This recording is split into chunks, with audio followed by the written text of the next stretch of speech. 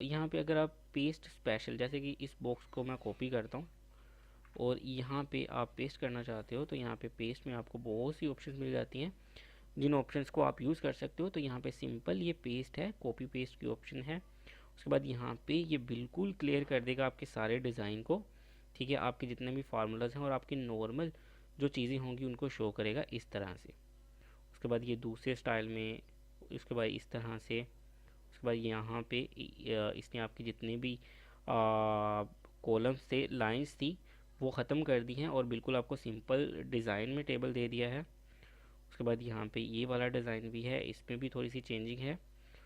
तो यहाँ पे ये देखें, इसने आपके जो ऊपर वाले टेबल्स थे वो साइड पे कर दिए हैं। तो यहाँ पे ये डिफरेंट स्टाइल्स होते हैं, यहाँ पे इनकी ज़रूरत बहुत कम पड़ती है, लेकिन अगर आपको कभी पड़ जाए तो आप यहाँ से यूज़ कर सकते हो, ठीक है।